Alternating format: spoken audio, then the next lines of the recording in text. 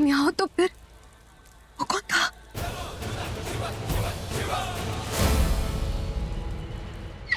बहुत है, चंद्र को मैं नहीं बचा, मुझे क्षमा कर दो चंद्र, चंद्र को नहीं बचा पाई, मुझे क्षमा कर दो चंद्र।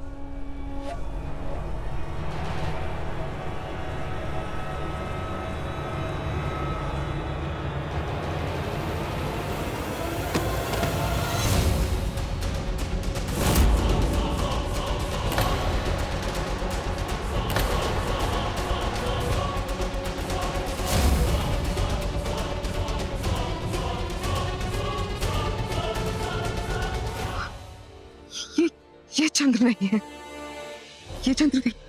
तो फिर चंद्र है कहाँ? मैं यहाँ हूँ।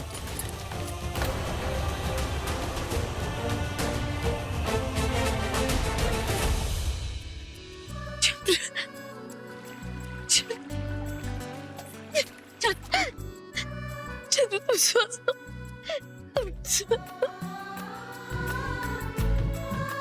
ईश्वर का कोटि कोटि आभार, तुम्हें कुछ नहीं हुआ। यदि तुम्हें कुछ हो जाता तो मैं सबको कभी क्षमा नहीं कर पाती, कभी क्षमा नहीं कर। मैं इस बेरुपया विशाखा के विरुद्ध प्रमाण लेने गई थी।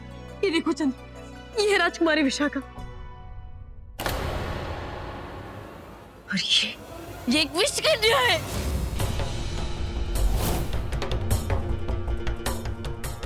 विष कन्या? चंद्र, ये मैं क्या सुन रही हूँ? ये सब क्या हो रहा है? महाराज पर्वत को किसने मारा? इसी विषकन्या ने मां। आनंद ने राजा पर्वतक और इस विषकन्या को मेरी मृत्यु की मंशा से मगध में भेजा था।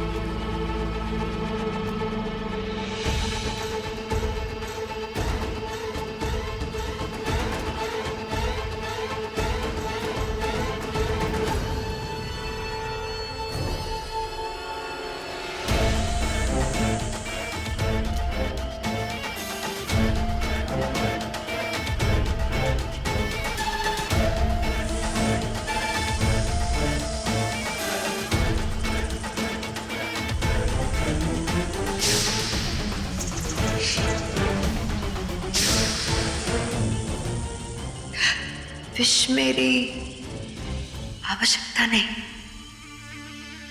मेरी कमी है।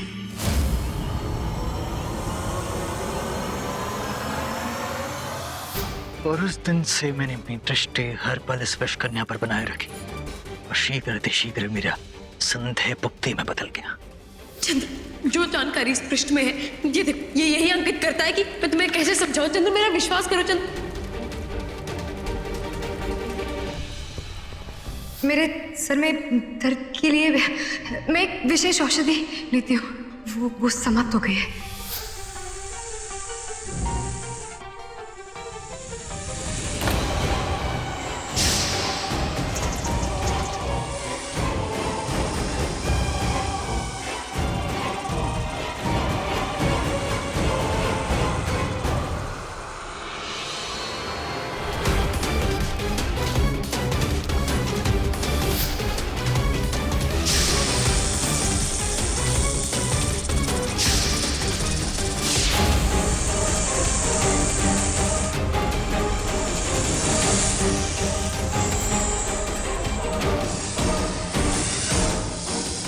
और मैं सबसे क्षमा चाहूंगा कि आप सबके समक्ष मैंने अपने विवाह का स्वांग रचा, किंतु मैं जानता था कि मेरी उसी योजना के द्वारा ये विषकन्या अपने योजना को अंजाम दे पाएगी। इसी कारण मैंने स्वयं को इसे समर्पित कर दिया, ताकि मैं इसे रंगे हाथों पकड़ सकूं।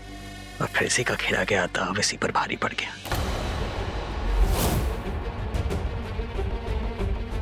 भले ही इन दोनों को मेरी मृत्यु की मंशा से नंद ने भेजा था, किंतु ये दोनों मूर्ख एक दूसरे को जानते ही नहीं थे, और इसी बात का मैंने लाभ उठाया, और अवसर पाते ही मैंने एक दूसरे से सम्मुख कराया इन दोनों को।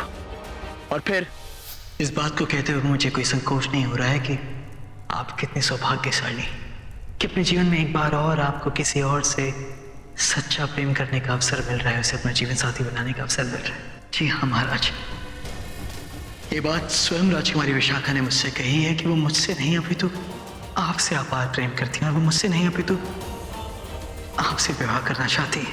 तो फिर मैं दो प्रेमियों के मध्य में आकर इतना बड़ा पाप नहीं करना चाहता। इसी कारण मैंने निर्णय लिया है कि मैं ये विवाह नहीं करूंगा। और आपसे विनती करना चाहूंगा कि कृपया कर आप एक बार राजकुमारी विशाखा से इस विषय में बात करें, उसे एक अवसर दें। और मेरी बात से प्रभावित होकर राजा पर्वतक इस आयु में इस विषकन्या के कक्ष में गए और इसे लगा कि वो मैं हूँ। और भ्रम ही भ्रम में इस विषकन्या ने मुझे समझकर इनकी हत्या कर दी और इस भांति मेरे एक शत्रु का अंत हुआ और दूसरे शत्रु को मैंने पीढ़ियों में जकड़ लिया है।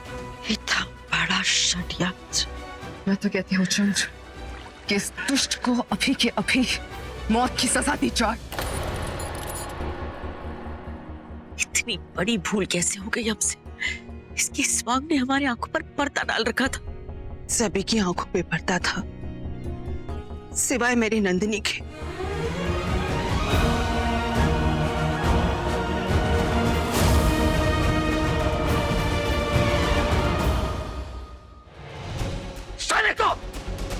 मैं चाहता हूँ कि इस अपराधी को कारागार में बंद कर दिया जाए और उसका दंड क्या होगा ये मैं निश्चित करूंगा। ले जाओ उसे। मैं तुम्हें नहीं छोड़ूंगी चंद्रगुप्त मौर्य। विषकन्या ने यदि एक बार किसी को मारने की कभी ठान ली तो वो उसे कभी नहीं छोड़ती, उसे मार कर रहती है। तुम मेरे विष से नहीं बच सकते।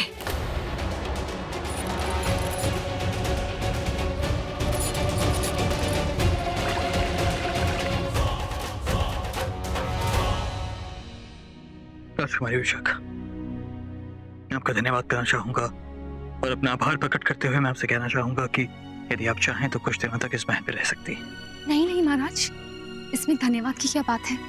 और वैसे भी यदि आपको आभार प्रकट ही करना है तो अपनी पत्नी नंदिनी का कीजिए, जो अपने पिता के विरुद्ध जाकर इतनी विषम परिस्थिति में भी मुझे आप तक ले आई।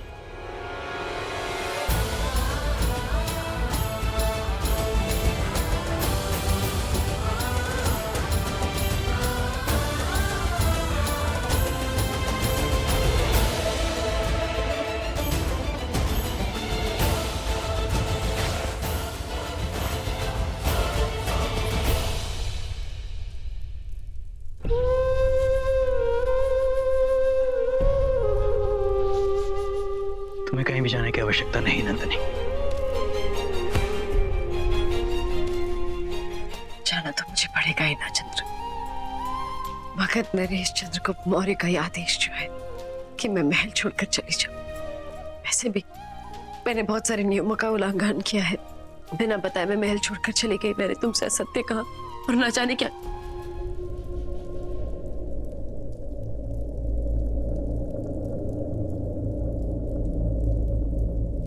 तुम जानती हो तुम्हारी समस्या क्या है कि तुम आवश्यकता से अधिक बात करती हो और जब सारी बातें स्पष्ट हो गई हैं तो तुम्हें ये सवाल करने की आवश्यकता नहीं है। तनिक बिंदुसार के बारे में सोचो, इसे तुम्हारी आवश्यकता है।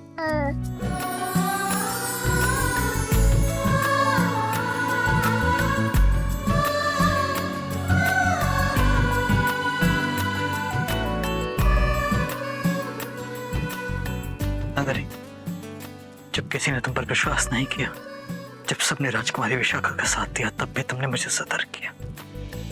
तुम सही थी। और तुमने क्या किया चंद्र? एक बार फिर मुझे अंधेरे में रखा। तुम स्वयं ही जानते थे कि वो राजकुमारी विशाखा नहीं, अभी तो एक विष कन्या है, और फिर भी तुमने मुझे विश्वास दिलाया कि तुम्हें उस पर विश्वास, मुझ पर नहीं। तुम्हें पता है चंद्र, तुमने मुझे कितना कष्ट पहुंचाया है। नंदिनी, वो बहुत खतरनाक थी हम सब के लिए। इसी कारण ये योजना मैंने अकेले बनाई और मैंने तुम्हें इसमें सम्मिलित नहीं किया। उसके अतिरिक्त हमारे मध्य एक और अहम सत्य भी है कि तुमने दुर्धरा की हत्या की है। मैं कैसे विश्वास करता तुम पर? तो मेरी दृष्टि में मैंने कुछ भी अनुचित नहीं किया है। तो फिर अब मुझे स्पष्टीकरण क्यों दे रहे हो चंद्र? क्यों खड़े हो यहाँ? यदि मगध नरेश चंद्रगुप्त मौर्य ने कुछ भी अनुचित नहीं किया तो फिर तुम्हारी आंखों में आत्मग्लानि क्यों स्पष्ट दिखाई दे रही?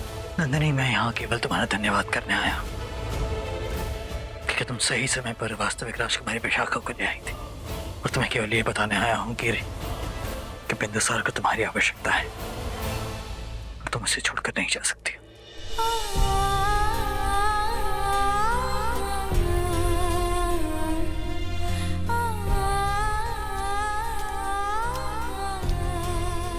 बार फिर तुमने वही किया ना चंद्र, विश्वास की बात करते हो, जबकि तुम्हें मुझ पर तनिक भी विश्वास नहीं। विश्वास जो एक पति और पत्नी के संबंध, उनके रिश्ते की नींव होती है, तुमने तो कब का तोड़ दिया उसे। जब तुमने मुझे दुर्धरा की हत्या के लिए इस महल से बाहर निकाल दिया था, बिना मेरी बात सुने, बिना कुछ भी समझे।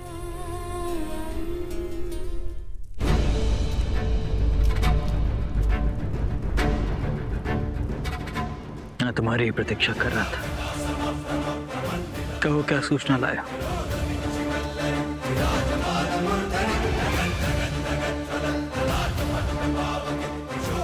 क्या ये सूचना पक्की है?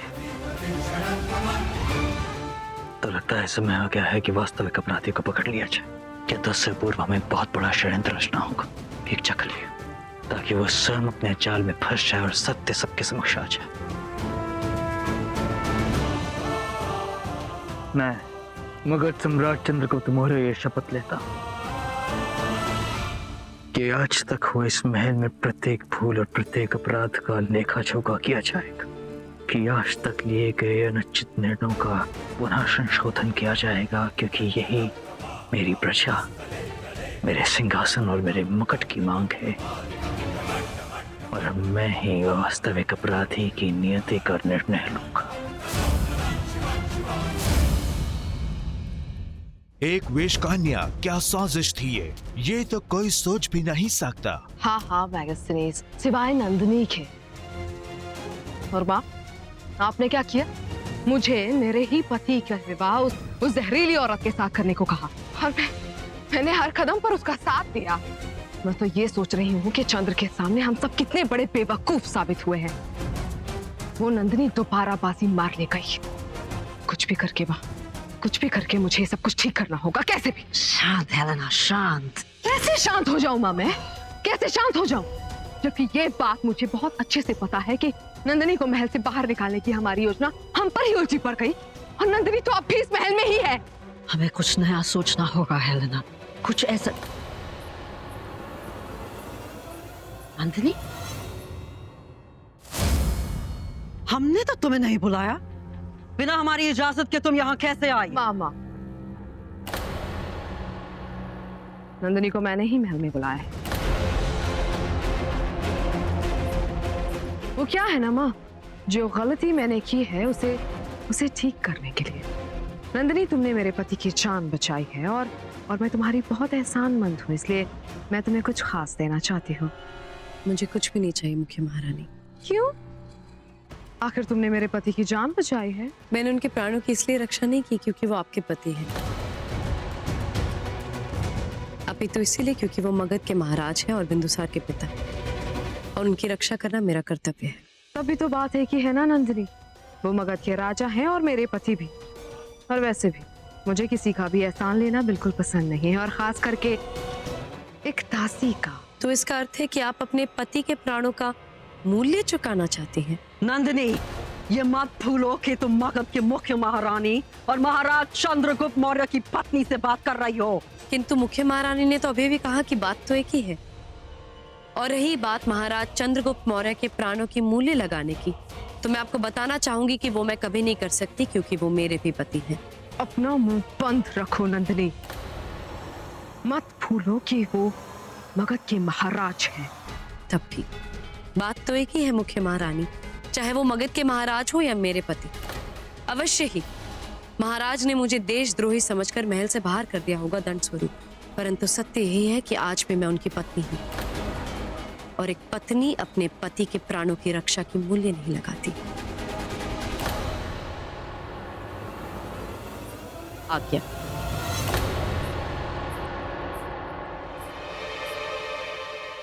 हेलेना, गुस्सा करने का कोई फायदा नहीं। वो बहुत शातिर है, चंद्र की जान बचा के जरूर उसने बहुत अच्छा काम किया है हेलेना, और इस बात का फायदा तो हम जरूर उठाएंगे। लेकिन अपना अगला दाव हमें बहुत सोच समझ कर खेलना है।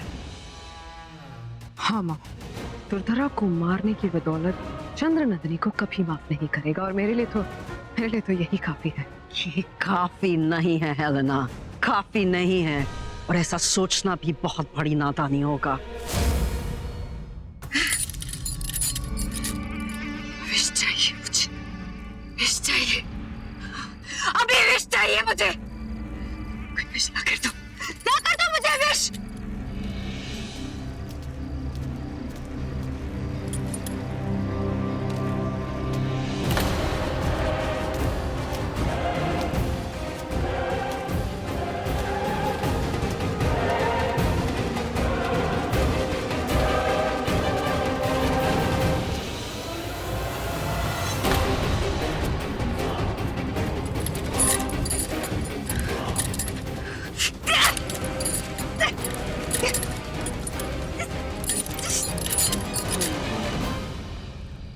चंद्रगुप्त मौर्य, केवल एक बार इन बेड़ों को खोल दो और फिर देखो कि एक विष कन्या की शक्ति क्या होती है। मैं तुम्हें तुरंत डांस लूंगी और फिर तुम्हें समाप्त कर दूंगी। नहीं छोड़ूंगी तुम्हें, नहीं छोड़ूंगी तुम्हें, नहीं छोड़ूंगी तुम्हें चंद्रगुप्त मौर्य, नहीं छोड़ूंगी, नहीं छोड़ूंगी तुम्हें। खोल दो इन्हें। मैंने कहा खोल दो इन्हें।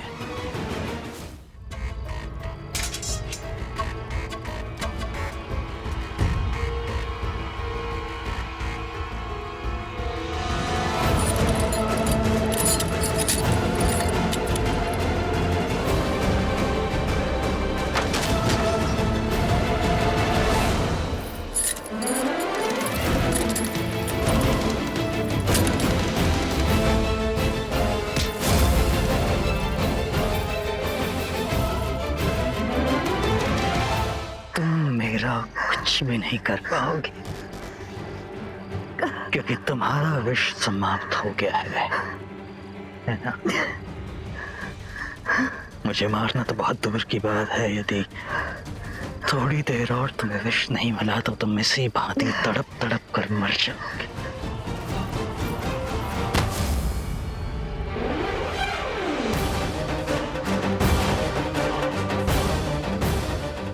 इन्हें सर्प दिया जाए। दशकन्या, ये मगध साम्राज्य है, ये चंद्रगुप्त मौर्य का राज है और यहाँ किसी के साथ अन्याय या अत्याचार नहीं होता है।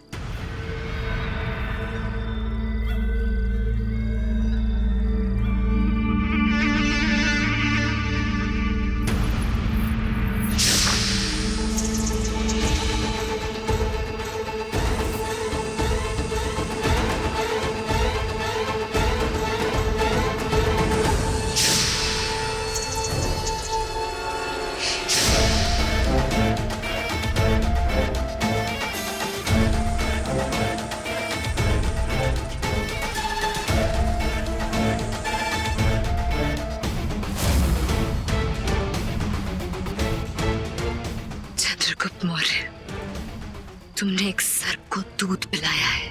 तुम नहीं जानते तुमने क्या किया। यदि मैं चाहूं तो मैं अब भी तुम्हें डस सकती हूँ और तुम्हें यही समाप्त कर सकती हूँ। किंतु तुम ऐसा करोगे नहीं। जानते हो क्यों? क्योंकि मेरी मृत्यु तुम्हारे हाथों लिखी नहीं।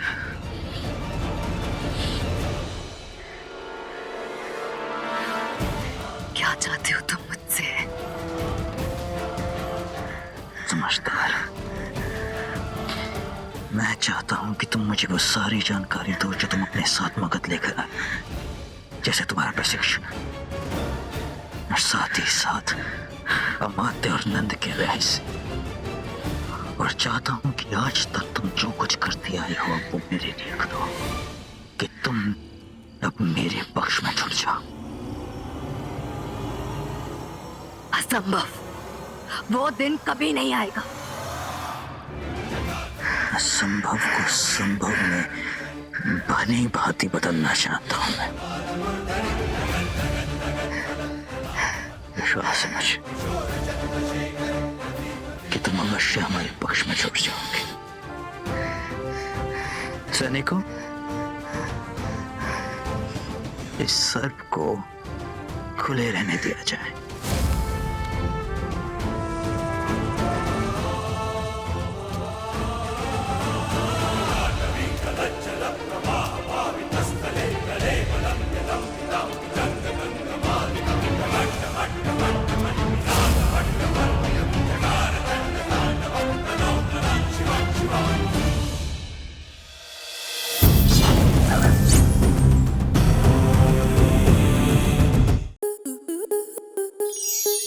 स्टार प्लस के ऐसे ही और बेहतरीन लम्हे देखने के लिए सब्सक्राइब करें हमारे YouTube चैनल को।